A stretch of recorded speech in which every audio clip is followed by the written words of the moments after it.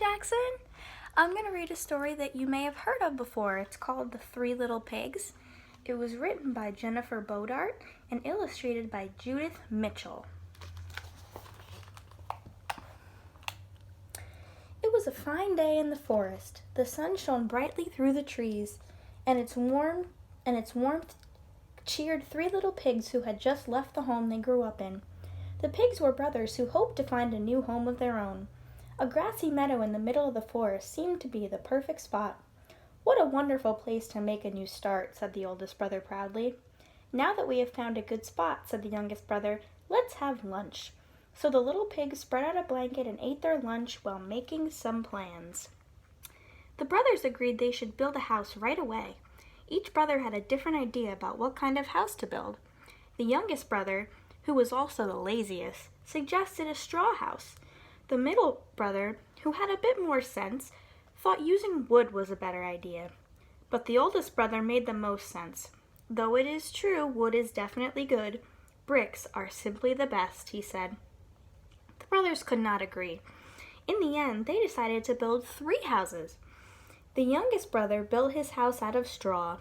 The middle brother built his house out of wood. The oldest brother was the last to finish.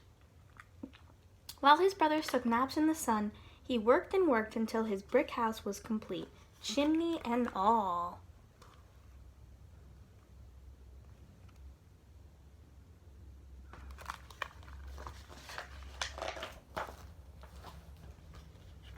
The brothers had a picnic to celebrate. Proudly, they stood back and admired their 3 homes. The 3 little pigs soon had visitors from all around the forest.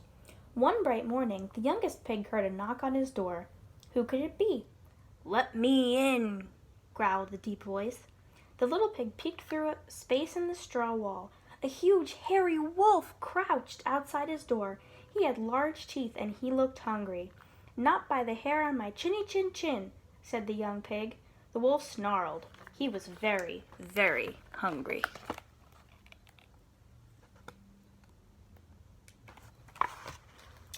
"Then I'll huff and I'll puff and I'll blow your house down," roared the wolf. The wolf let out a blast of air. Swoosh! The straw went flying. Then the wolf spotted the little pig pushing himself through the window of the wooden house next door. The wolf ran to the door of the wooden house. "Let me in," snapped the angry wolf. Inside the house, the 2 brothers hugged each other in fear. "Not by the hair on our chinny chin chins," they yelled. "Then I'll huff and I'll puff and I'll blow your house down," roared the big bad wolf.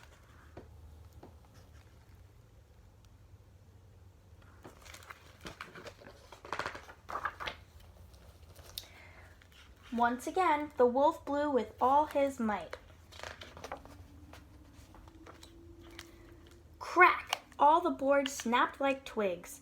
The little pigs ran to the brick house next door and squeezed through the chimney. The 2 homeless pigs told their brother about the wolf and their ruined houses. Outside, the wolf licked his lips as he knocked on the door. "Let me in," he hollered in his meanest, wolfiest voice. "Not by the hair of our chinny chin chins," said the oldest pig, quiet and calmly. "Then I'll huff and I'll puff and I'll blow your house down," cried the wolf. He blew his biggest breath yet, but the house was still standing. The wolf blew again. Not a single brick budged.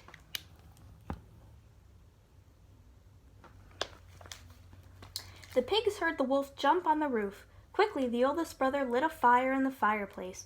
Then he sat down to warm his hands. With a giant crash, the wolf fell down the chimney and landed in the flames. "Let me out," howled the wolf as he ran in circles. And that's just what the 3 little bears did. The wolf ran off and never bothered any of them again. The 3 little pigs still live in the middle of the forest. They still have picnics and take turns visiting each other's homes. But all of their houses are now made of brick. The end.